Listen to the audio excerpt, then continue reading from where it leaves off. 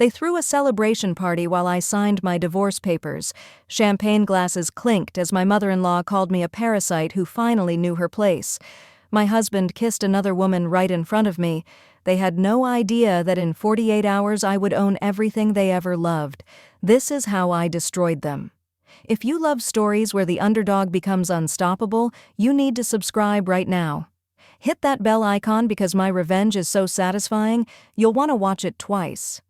Let's dive into this incredible story. My name is Charlotte, and I need you to understand something before I tell you this story. I wasn't always powerful. I wasn't always wealthy. For most of my life, I was just invisible, the kind of person people look through rather than at. I was a kindergarten teacher living in a cramped apartment with furniture from thrift stores and a car that broke down more often than it ran. My mother died when I was 16, leaving me completely alone in this world. Well, almost alone. My father, Henry, had left us when I was 8 years old. He sent money sometimes, enough to keep us afloat, but he never called, never visited, never explained why he abandoned us. My mother would cry at night when she thought I was sleeping, and I grew up believing that my father simply didn't love us enough to stay. She told me he worked in international exports, traveling constantly, but I knew the truth. He chose his work over his family, over me. When my mother passed, the money kept coming through some automated system, but the man himself remained a ghost. I learned to hate him for that. I learned to rely only on myself. I met Nathaniel Winchester at a book reading event 2 years before everything fell apart. He was different from anyone I'd ever known. Tall, well-dressed, with this gentle way of speaking that made you feel like you were the only person in the room. He quoted poetry, asked thoughtful questions, and when he smiled at me across that crowded bookstore, I felt something I hadn't felt in years. Hope. He pursued me with an intensity that was overwhelming. Flowers delivered to my classroom, handwritten notes left on my car windshield, long evening walks where he'd tell me about his dreams of escaping the corporate world his family had built. "Charlotte, you're different," he told me one night as we sat by the river. "You're real. Everyone in my world wears a mask, plays a part, but you're genuine. I'm so tired of the fakeness, the pressure, the expectations. With you, I can finally breathe." I fell in love with him completely. How could I not? He made me feel seen, valued, cherished. When he proposed after a year of dating, kneeling in the same spot by the river where we'd had our first real conversation, I said yes, without hesitation. I thought I had finally found my family, the person who would stand by me no matter what. I had no idea I was walking into a nightmare. The first warning sign came when I met his family. The Winchesters lived in a mansion that looked like something from a movie. Marble floors, crystal chandeliers, staff members who moved silently through rooms like ghosts. Nathaniel's mother, Vivian, was a tall woman with sharp features and eyes that seemed to calculate your worth in seconds. His father, Sterling, barely looked up from his phone during our entire first meeting. And his sister, Clarissa, spent the whole dinner whispering to her friends and giggling while staring at me. "So, Charlotte," Vivian said, her voice dripping with false sweetness, "Nathaniel tells us you're a teacher. How quaint. That must be quite a challenge, living on such a modest salary. Tell me, dear, how does that work exactly?" I should have seen it then. The condescension, the judgment, the way she said modest like it was a disease.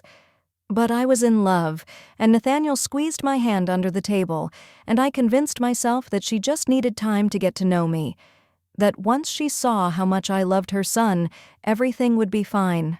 I was so naive. Nathaniel insisted we live with his family after the wedding. "Just for a year," he promised, "just until we save enough for our own place.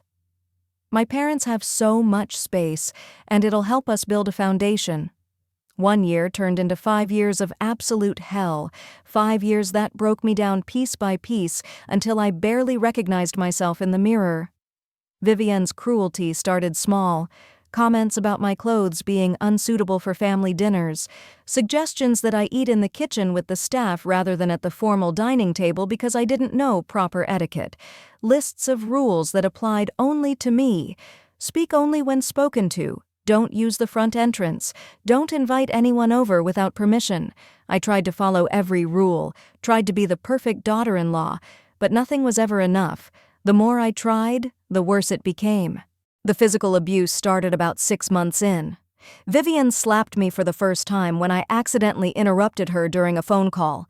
The shock of it left me frozen, my cheek burning, my eyes watering. She looked at me with such cold satisfaction and said, "That's for being disrespectful. Perhaps now you'll learn your place." I waited for Nathaniel to say something, to defend me, to tell his mother she couldn't treat me that way. But he just stood there in the doorway, pale and silent, and then he walked away. That became the pattern.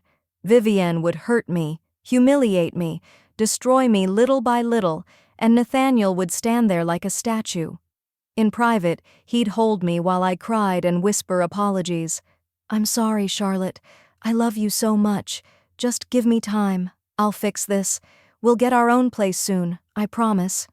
But the promises never materialized. Time passed, and nothing changed except the depth of my despair.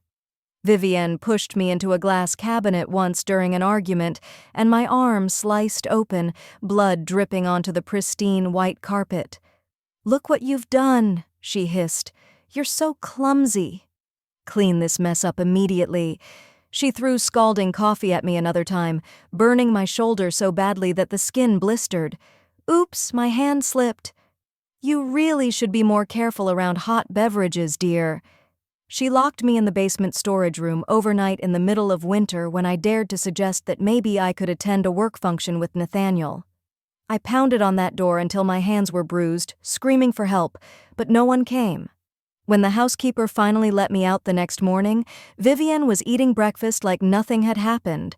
Clarissa was worse in some ways because her cruelty was psychological.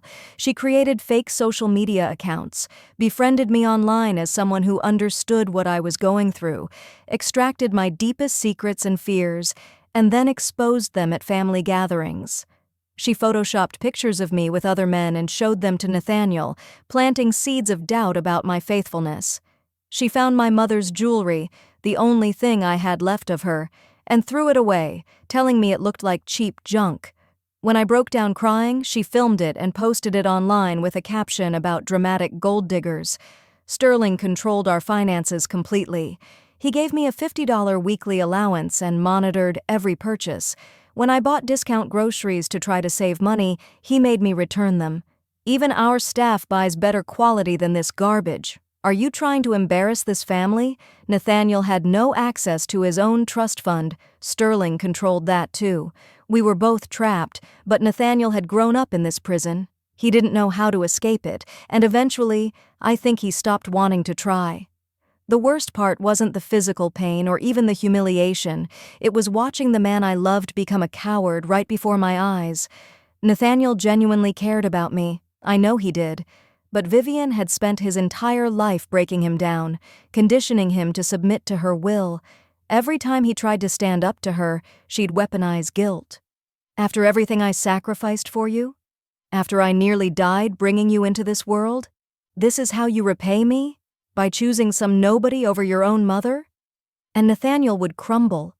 Every single time. I kept telling myself that things would get better, that love would be enough, that eventually he'd find his courage and we'd escape together. I held on to that hope for 5 years, and then I got pregnant.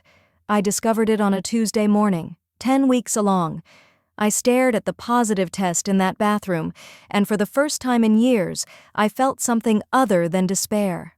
I felt hope, real, genuine hope. Maybe this baby would change everything. Maybe becoming a father would give Nathaniel the strength he needed. Maybe Vivian would soften when she became a grandmother. I planned to tell everyone at Sunday dinner. I even bought tiny baby shoes to make the announcement special. That Sunday morning, Vivian's priceless ruby necklace went missing. It was a family heirloom worth $2 million, and she immediately accused me of stealing it. "She's been jealous of that necklace since the day she saw it," Vivian declared, her eyes gleaming with malicious satisfaction. Sterling called a family meeting, and I was dragged before them like a criminal on trial. "I didn't take anything," I pleaded. Please, you have to believe me." But Vivian insisted on searching my room. They found the necklace in my dresser drawer. I had no idea how it got there, but the truth didn't matter. Vivian screamed, called me a disgusting thief, and slapped me so hard I fell to the ground.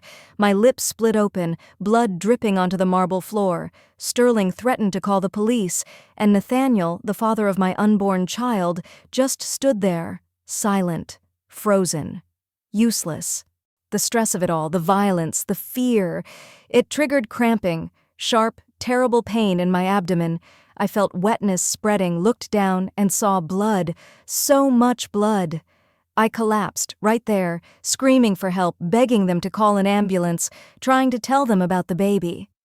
Vivian looked at me with cold contempt and said, "Stop being so dramatic. There is no baby. Just another one of your pathetic lies." Nathaniel finally moved then. He picked me up, carried me to his car, and drove me to the hospital. But it was too late. The doctor confirmed what I already knew. I'd lost the baby. Our baby. The tiny life that was supposed to save us. Gone. I was sedated, and when I woke up hours later, Nathaniel was sitting beside the bed, crying. "I'm so sorry," he kept saying. "I'm so sorry." I looked at him, really looked at him, and I didn't see my husband anymore. I just saw a weak, broken man who had let his family kill our child. "Get out," I whispered. He left.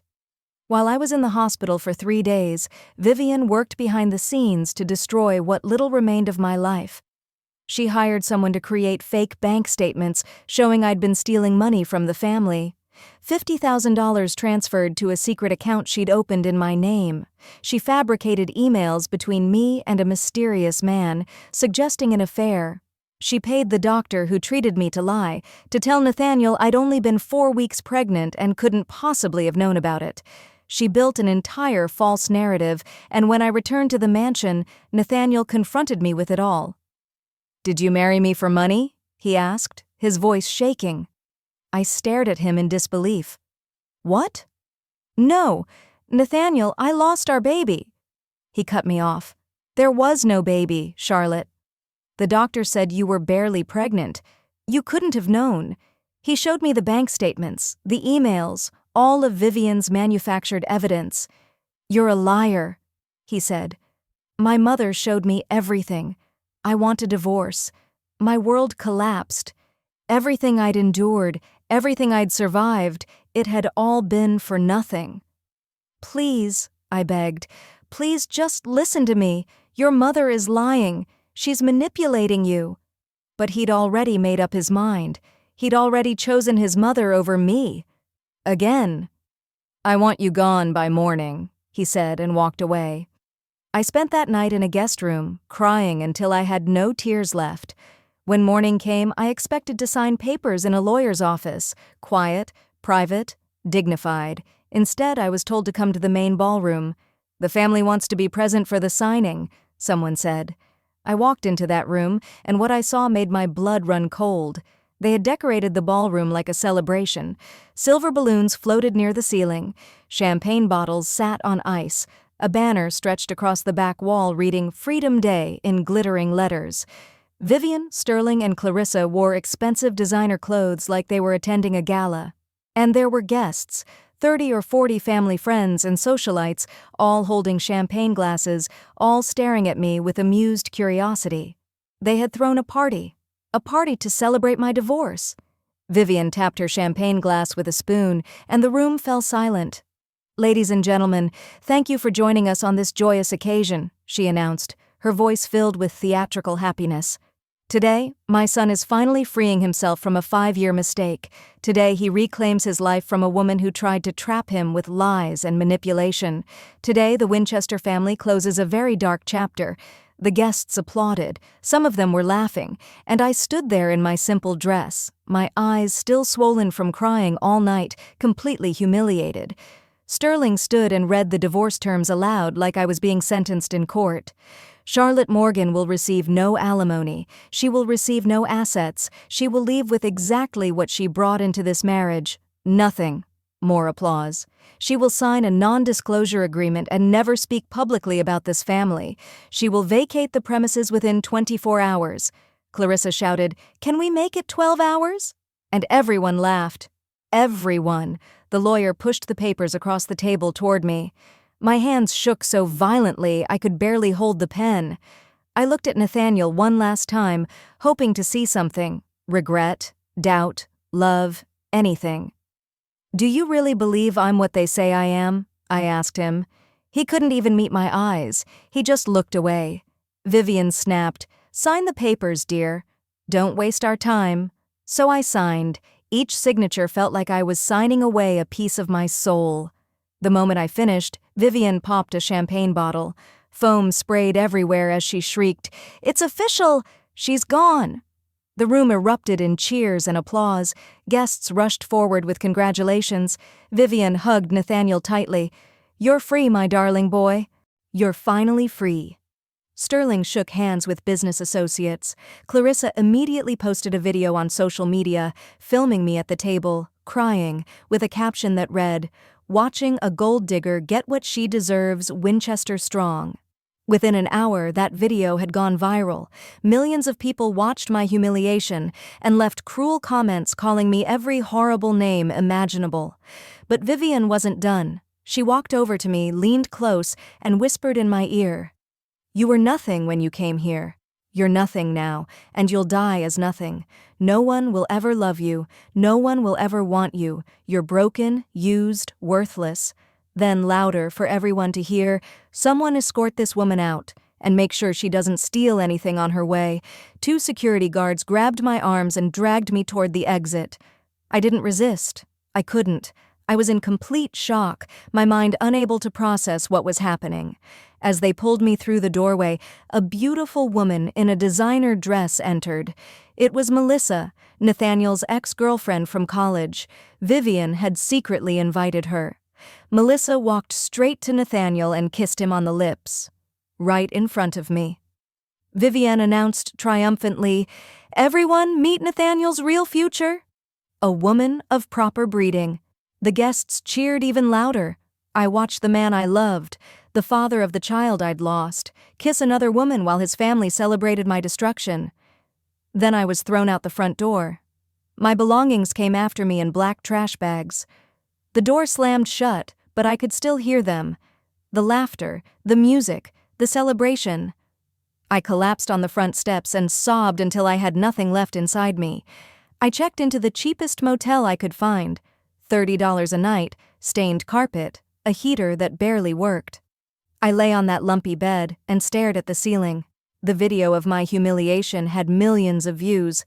Comments called me a gold digger, a liar, a homewrecker, every cruel thing imaginable. I had no friends. Vivian had isolated me for years. No family. No money beyond the $400 in my bank account. No future. I looked at the bottle of pills on the nightstand that I'd gotten for headaches. I thought about taking all of them. I thought about how easy it would be to just stop existing. Maybe Vivian was right. Maybe I was nothing. My phone rang at 2 a.m, an unknown international number. I almost didn't answer, but something made me pick up. "Hello?" My voice was hollow, dead. "Miss Charlotte Morgan?" a man's voice asked. "Yes. My name is Lawrence Foster. I'm calling from Geneva. I'm the attorney for Henry Donovan, my father, the man who abandoned me. I'm calling to inform you that your father passed away 4 weeks ago." I felt nothing. No grief, no sadness. Just emptiness. "Okay. Thank you for telling me." I started to hang up. "Wait, Miss Morgan, there's something else. Your father left you something." I laughed bitterly. "Let me guess. Debt?" There was a pause. Then Lawrence said the words that changed everything. "No, his entire estate. Miss Morgan, your father was Henry Donovan. The Henry Donovan, founder and CEO of Donovan Global Industries." The room started spinning. I knew that name. Everyone knew that name. One of the most powerful conglomerates in the world. Technology, pharmaceuticals, real estate, energy. They owned pieces of everything. "That's impossible," I whispered. "My father worked in exports." That was his cover story to protect you, Lawrence explained. You are now the sole heir to a $75 billion empire. I dropped the phone. Lawrence flew to meet me the next day.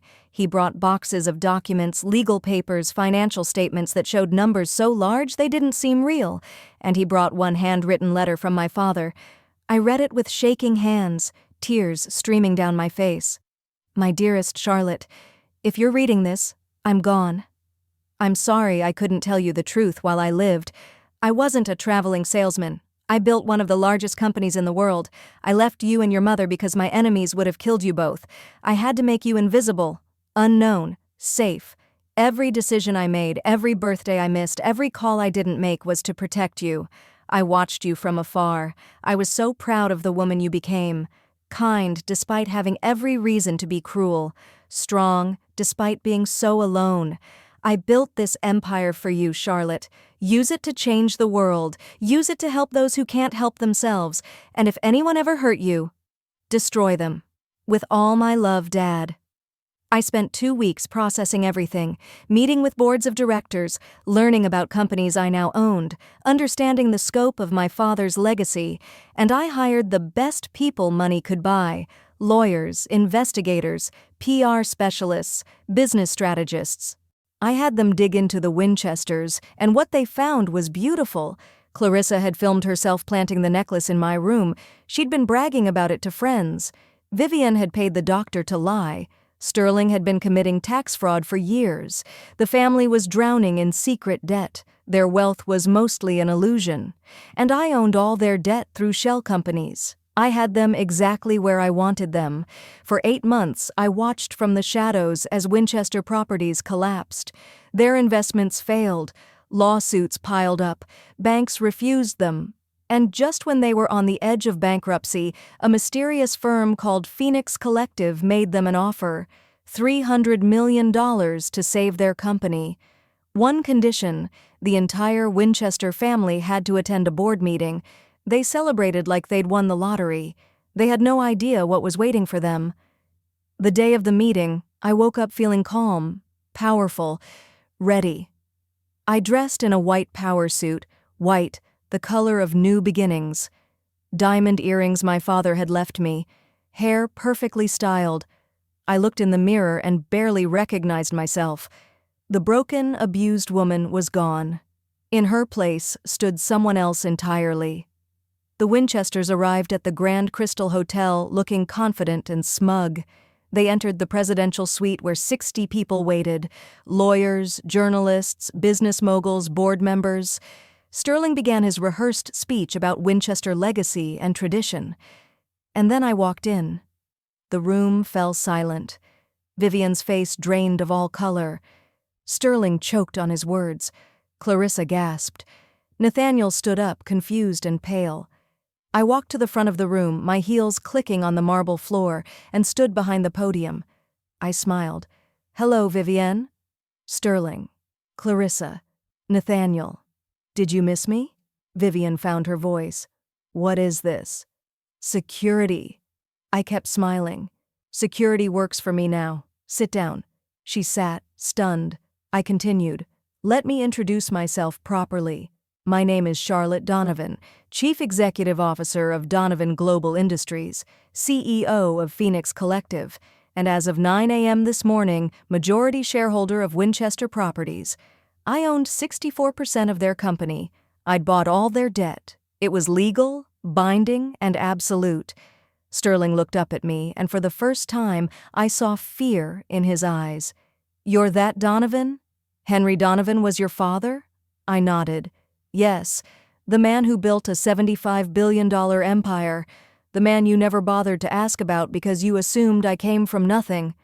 Then I played the videos. Every slap, every cruel word, every moment of abuse. Footage of Clarissa planting the necklace, audio of Vivian's manipulations, medical records proving my miscarriage, the doctor's confession, and finally, the divorce party. Vivian popping champagne. She's finally gone. The guests laughing, me being dragged out, Melissa kissing Nathaniel. The entire room watched in horror. Journalists recorded everything. Nathaniel stood up, tears streaming down his face. "Charlotte, I didn't know. The baby was real?" I looked at him with ice in my veins. 10 weeks pregnant, Nathaniel.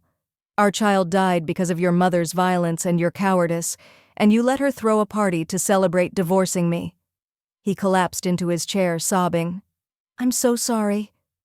I cut him off. "Sorry doesn't bring back our baby. Sorry doesn't erase 5 years of torture.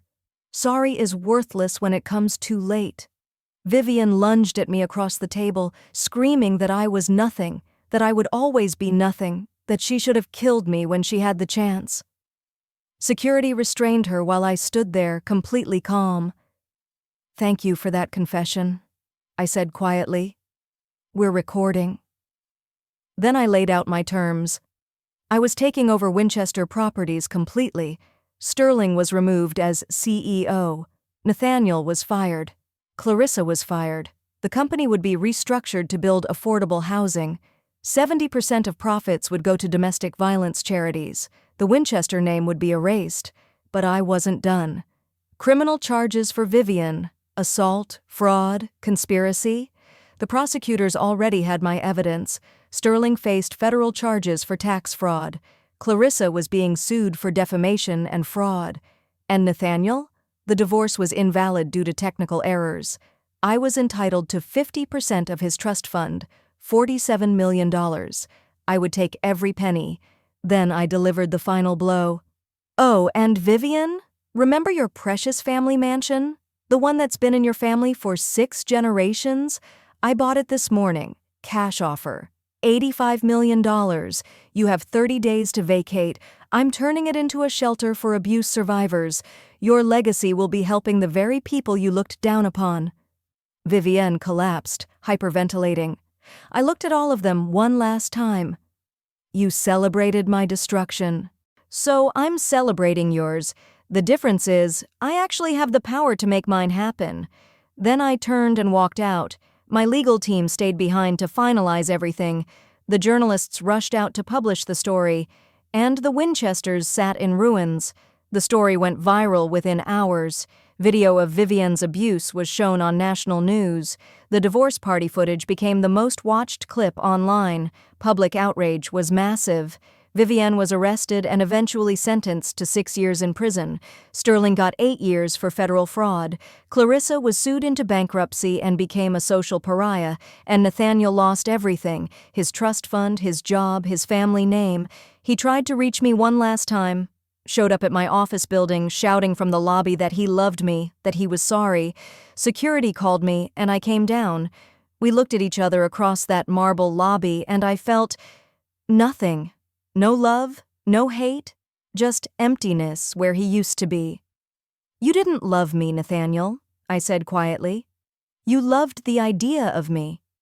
You loved having someone who made you feel like a good person, but when it mattered, when I needed you to actually be a good person, you chose silence. Our baby died because of your silence. I died inside because of your silence. And now you want forgiveness because you're hurting? I hope you live a long life, Nathaniel. Long enough to understand the weight of your choices." I walked away. I never saw him again. I honored my father's vision. I used my wealth to create real change. 50,000 affordable homes nationwide, 100 schools in underserved communities, job training programs for abuse survivors, domestic violence shelters in all 50 states.